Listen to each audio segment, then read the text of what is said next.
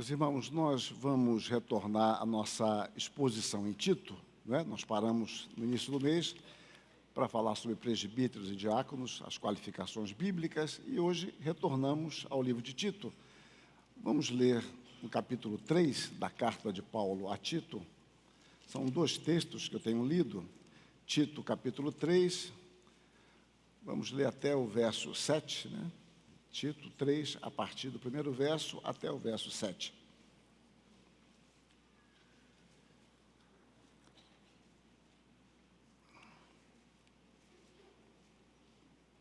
Diz assim a palavra de Deus: lembra-lhes que se sujeitem aos que governam, às autoridades, sejam obedientes, estejam prontos para toda boa obra, não difamem a ninguém, nem sejam altercadores, mas cordatos, dando provas de toda cortesia para com todos os homens. Pois nós também outrora éramos nécios, desobedientes, desgarrados, escravos de toda sorte de paixões e prazeres, vivendo em malícia e inveja, odiosos e odiando-nos uns aos outros.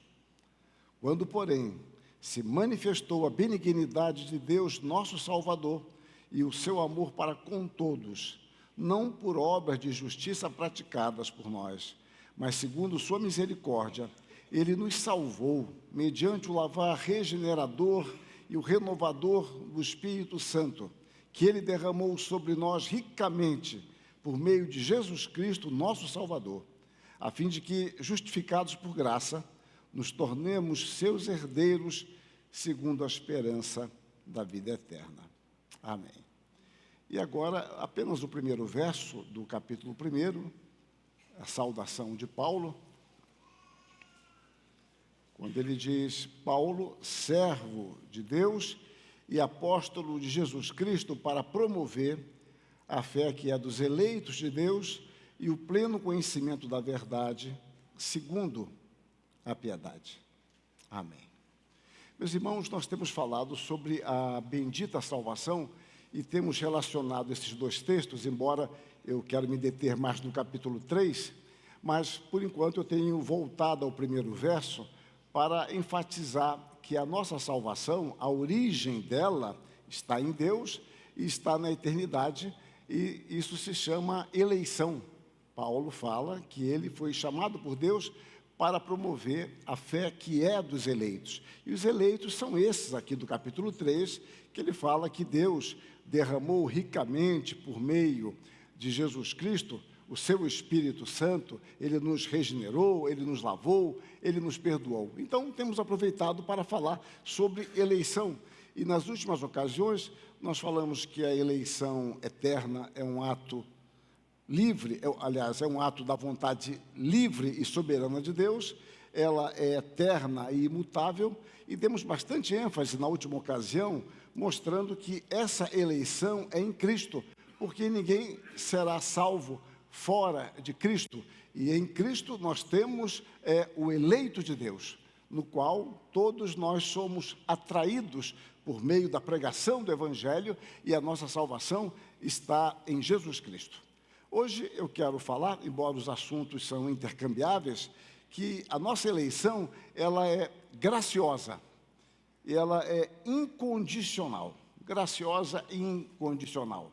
Por vezes, meus irmãos, os termos que usamos, eles não correspondem bem à ideia que temos. Nós não usamos termos adequados, não temos clareza também do que queremos definir. Então, ou seja, não temos definição, as expressões não são adequadas, nós temos um juízo equivocado ou até mesmo uma intuição equivocada. Uma coisa um tanto jocosa que aconteceu, eu não sei se foi nos anos 50, eu não sei. Essa história eu ouvi do meu antigo professor, dizendo que em São Paulo houve uma época em que cachorros não poderiam andar de trem, não poderiam estar no trem. Hoje podem andar em shopping, mas na época não podiam andar em trem. Muito bem, e os vigias estavam muito atentos a isso, os inspetores, e um dia uma senhora muito bem vestida estava com um animalzinho no colo, e eu nem sei se eu contei essa história já aqui, mas vamos lá. Então, animal no colo, e esse inspetor ficou meio sem graça, Mas se dirigiu àquela senhora e falou: olha, eu lamento, mas cachorro não pode ser transportado no trem. E aquela senhora muito séria falou para ele: mas isso não é um cachorro, é um quadrúpede. E ele se assustou com aquela resposta, se afastou e ficou olhando para aquele quadrúpede que parecia um cachorro. E chegou para ela e falou: senhora, esse quadrúpede parece cachorro. Nem sempre as coisas temos clareza quanto às suas definições. O quadrúpede era um cachorro, só que a definição daquela senhora gerou confusão. Então, os termos nem sempre são adequados. Eu já tive uma experiência, não quero ficar me alongando em ilustrações, mas uma experiência, não apenas uma vez, de chegar em algum lugar e a pessoa ver o meu nome e esperar um alemão alto, bem claro, com sotaque. E chegava lá um paraibano mediano de cor parda. Isso, em geral, procuravam pelo preletor. E lá estava eu já em dúvida quanto à minha identidade. Era por causa do nome. O nome, você cria intuições. Bom, isso acontece com todos nós, de forma muito grotesca, às vezes, nos nomes que são dados. Você pode ir em cidades do interior de alguns estados, que lá tem o melhor hotel da América Latina. Bom, não sei de onde eles tiraram essa classificação, mas acontece coisas assim. Bom, no campo material, relacionamento, isso pode ser até engraçado. O quadrúpede ser um cachorro, o alemão ser um paraibano, o melhor hotel está em Jequié. Bom, isso pode acontecer. A questão se torna extremamente grave quando isso é levado para o campo bíblico, o campo teológico. Por exemplo, a questão da graça de Deus. Nós falamos sobre graça, nós definimos graça, mas nós vivemos obra.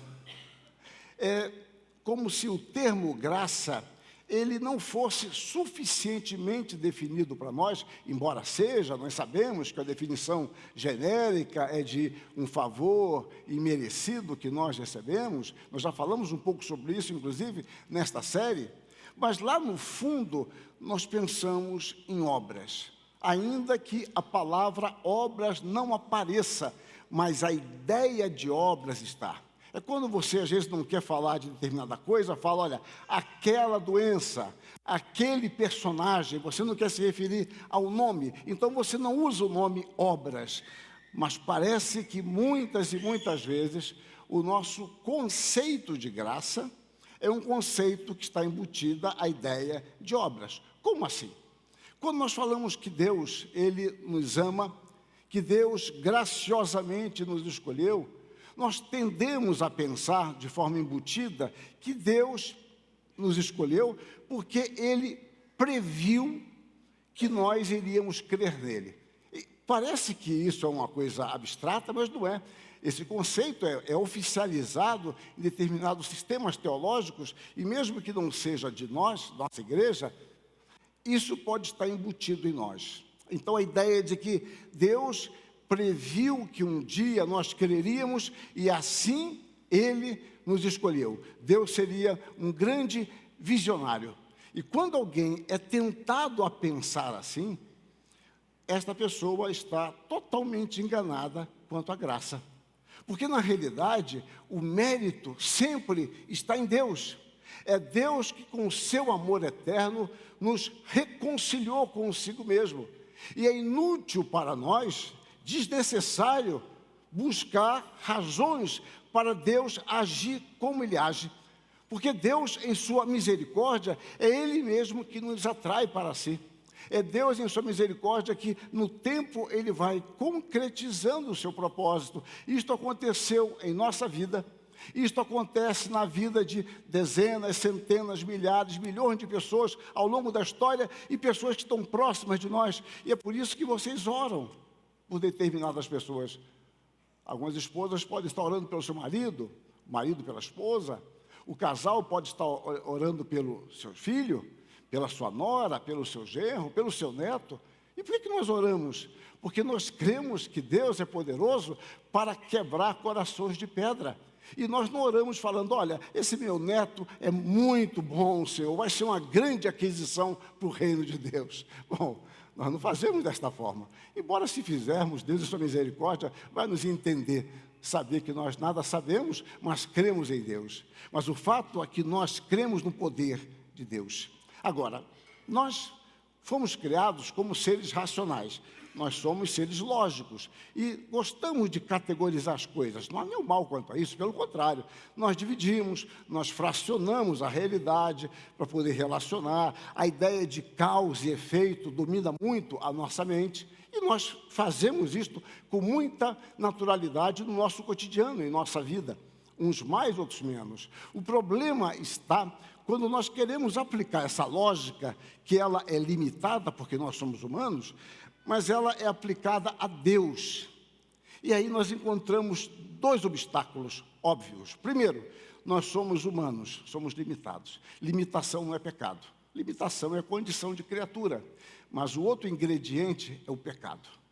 O pecado desvirtua totalmente a nossa estrutura de pensamento quando nós queremos aplicar a Deus. Eu posso ser muito inteligente, você pode ser genial com as coisas materiais, no seu campo profissional, intelectual, mas quando isso entra nas questões bíblicas, referentes à nossa salvação, é aquilo que Paulo fala aos Coríntios, a nossa sabedoria é nula. E é por isso que Paulo joga na cara fortemente dos coríntios, que achavam que a mensagem do Evangelho era imbecil, embora a nossa tradução coloque loucura. Ele diz, olha, foi da vontade de Deus, foi do prazer de Deus salvar os que creem nessa imbecilidade, nessa loucura. A loucura da pregação é sábia, porque a loucura de Deus é mais sábia do que a sabedoria do homem. Isso está muito claro, de um modo especial, no primeiro capítulo de Paulo aos Coríntios. Então, nós queremos aplicar a nossa lógica a Deus e queremos, então, encontrar uma justificativa para Deus graciosamente nos escolher. E a Bíblia diz apenas que foi da vontade de Deus. E diz que Deus nos amou. Agora, por que Deus nos amou? O que Ele viu em nós? Nada que Ele revele. E certamente, meus irmãos, não há nada no fundo do nosso coração, embora o coração não tenha fundo, nada no nosso coração que possa ali Deus observar e falar, não, ele tem algum valor, ele de fato tem algum motivo nele de beleza, alguma coisa que eu possa olhar. Não, a salvação é pela graça. Mas a nossa lógica, ela insiste em explicações. Lembre-se do amigo de Jó, os amigos de Jó, que ficaram o tempo todo querendo encontrar um motivo para Jó estar sofrendo. Por que Jó sofria tanto? Ele cometeu algum pecado? Não, ele é arrogante, ele disfarça, mas é assim. E eles fazem discursos prolongados para arrumar um motivo. Só que não havia nenhum motivo lógico. Ali nós vemos a soberania de Deus, vemos a bondade de Deus, vemos ali por meio de Jó uma palavra de consolo para todos aqueles que sofrem, que Deus tem um propósito gracioso em todas as coisas, mesmo se valendo quando é da sua vontade de Satanás, que foi um instrumento de Deus ali, e Jó sai fortalecido no livro. Nós podemos pegar os discípulos no Novo Testamento. Eles estão olhando um homem cego de nascença. E a pergunta é, por que alguém nasce cego? Alguém pecou. É a lógica que eles atribuem. Está lá em João capítulo 9. Mestre, quem pecou?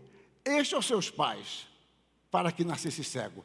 Observem que eles fizeram uma maldade muito comum em nossa razão. Estabelece os limites do pensamento. É isso ou aquilo. Quem pecou? Ele ou seus pais, para que nascesse cego? E a resposta, Jesus Cristo vai mostrar que existem razões que ultrapassam a nossa compreensão. Jesus Cristo simplesmente diz, nem ele pecou, nem seus pais, mas foi para que se manifestasse nele as obras de Deus. Percebam? Deus ia manifestar nele a sua obra. Mas isso não fazia sentido para eles. Observe, como eu disse, eles tentaram cercar a Jesus Cristo. É isso ou aquilo, não há uma terceira possibilidade.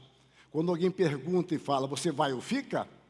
É porque, olha, não há um terceiro caminho. É 8 ou 80? É sim ou não? Nós costumamos pensar assim. Porém, há aspectos da vida que nós não podemos simplesmente aplicar desta forma, porque a realidade não se esgota somente nessas categorias. É como, por exemplo, nós falamos da fé. A fé é racional? Aí você fica com medo de dizer que ela é racional. Aí a pessoa fala, então ela é irracional. Não, mas a fé não é irracional.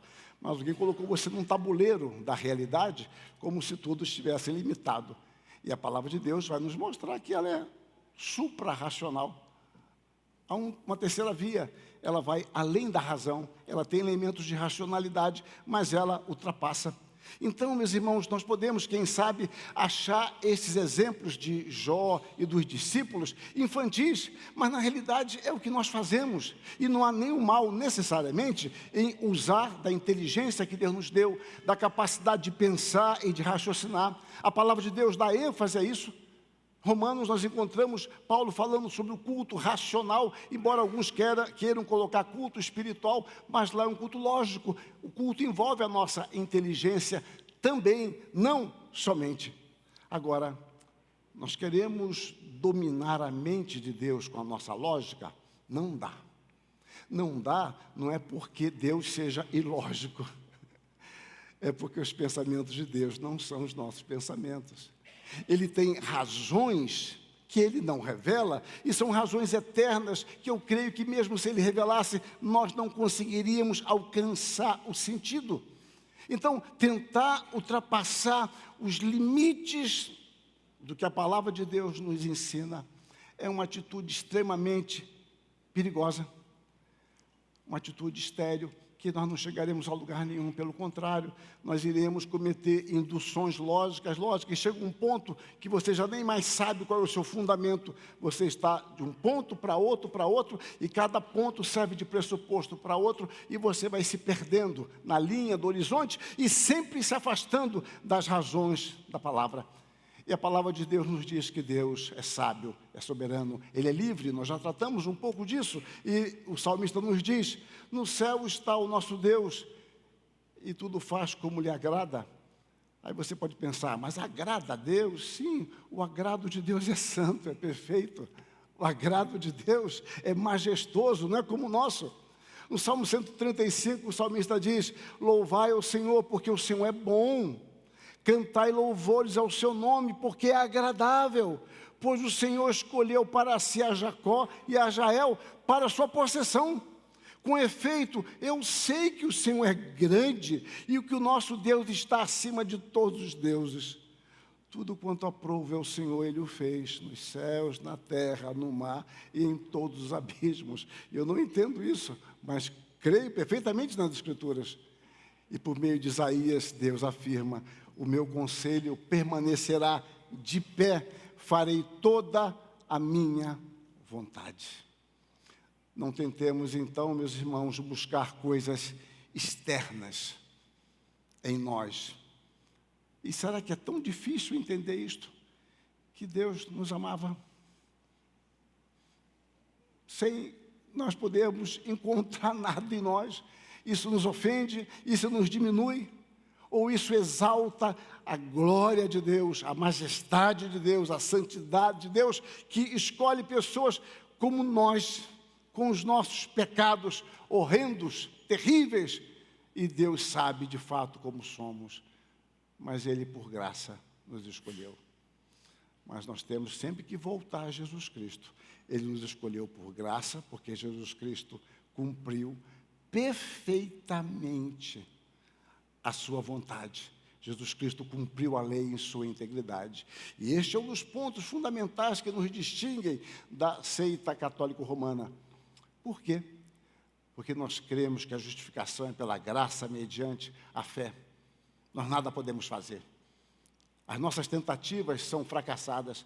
E quando o homem tenta viver pela lei, Romanos mostra isso com muita clareza, e por mais honesto e sincero que ele seja, ele irá fracassar, porque somente Jesus Cristo cumpriu perfeitamente a lei, e Ele cumpre por nós. E a graça de Deus, então, se manifesta através de Jesus Cristo. Não temos razão em nós mesmos para Deus nos amar.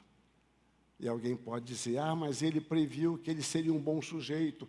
Caímos na mesma questão da fé. E vamos supor que Deus tivesse previsto fé em nós. Vamos supor isso. Bom, seria graça de mesmo jeito, porque a fé é dom de Deus.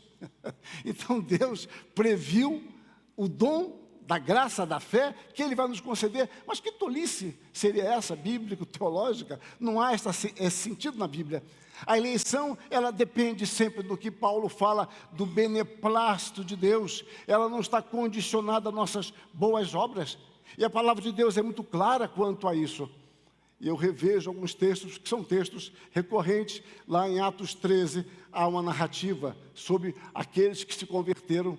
E Lucas, inspirado por Deus, escreve: os gentios, ouvindo isso, regozijavam-se e glorificavam a palavra do Senhor, e creram todos os que haviam sido destinados para a vida eterna. Aqui vemos que a fé não é a causa da eleição, mas sim o seu fruto. Creram aqueles que foram destinados para a vida eterna. Esse texto é um texto muito conhecido, Atos 13, 48. A palavra de Deus nos mostra que não é por obras, mas por aquele que chama. Voltamos a Jacó e Esaú, e Paulo fala em Romanos, e ainda não eram os gêmeos nascidos, nem tinham praticado o bem ou o mal, para que o propósito de Deus quanto à eleição prevalecesse, não por obras, mas por aquele que chama. Deus diz que Ele escolheu a Jacó. Pronto. E Jacó estava longe de ser um bom homem. A história vai mostrar isso. O próprio nome dele já dizia que ele era um cara corrupto. Jacó é um enganador. Mas por que Deus o escolheu? Porque aprove a Deus assim fazê-lo. Em Romanos ainda 9,16 lemos: portanto, não depende de quem quer ou de quem corre, mas de Deus usar a sua misericórdia. Agora, por que Deus usou? Não sei, meus irmãos, mas graças a Deus que Ele usou. Em Romanos ainda, a fim de que também desse a conhecer as riquezas da sua glória em vasos de misericórdia, que para a glória preparou de antemão. Nós somos os vasos de misericórdia, não há lugar para arrogância nenhuma em nós. E Deus preserva então um remanescente da graça. Deus, ao longo da história, apesar de todos os ataques à igreja, Deus tem preservado o seu povo. Em momentos que parece que a igreja estaria destruída, falida, acabada, Deus preserva o seu povo. E Paulo resume isso. Mas que lhe diz a resposta divina? Reservei para mim 7.000 homens que não dobraram os joelhos diante de Baal. Assim, pois, também agora, no tempo de hoje, sobrevive um remanescente segundo a eleição da graça. E se é pela graça, já não é pelas obras. Do contrário, a graça não é graça. Que diremos, pois? O que Israel busca, isso não conseguiu, mas a eleição alcançou e os mais foram endurecidos. Reparem, eu estou lendo Romanos 11, de 4 a 7, observe o que ele diz no verso 6, e se é pela graça, já não é pelas obras, do contrário, graça já não é graça.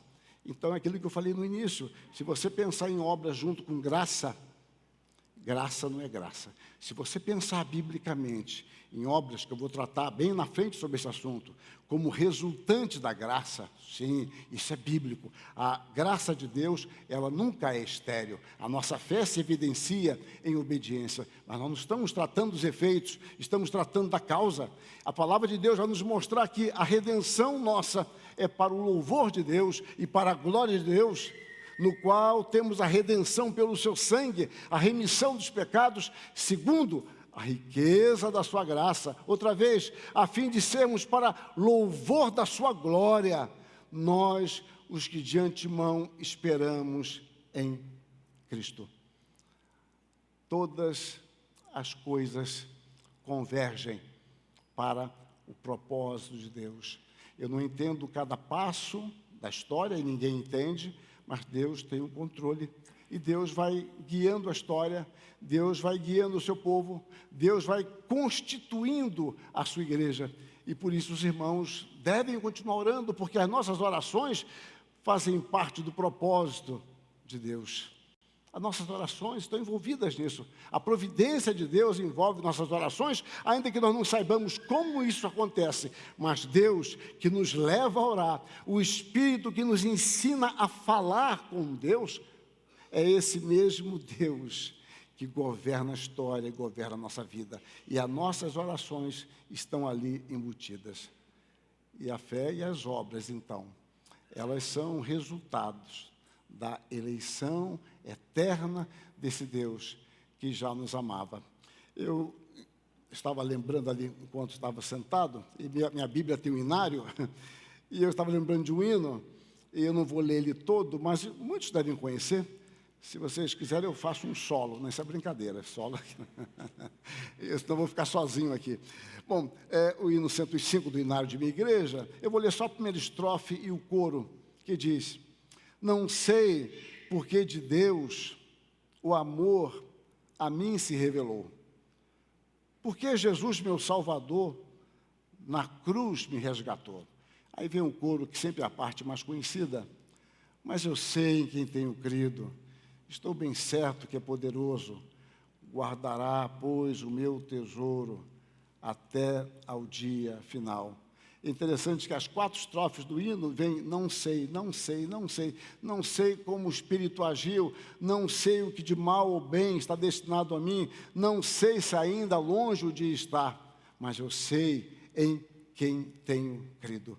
A Escritura, então, meus irmãos, vai nos mostrar uma ação de Deus que não é isolada. A ação de Deus está associada ao seu decreto eterno.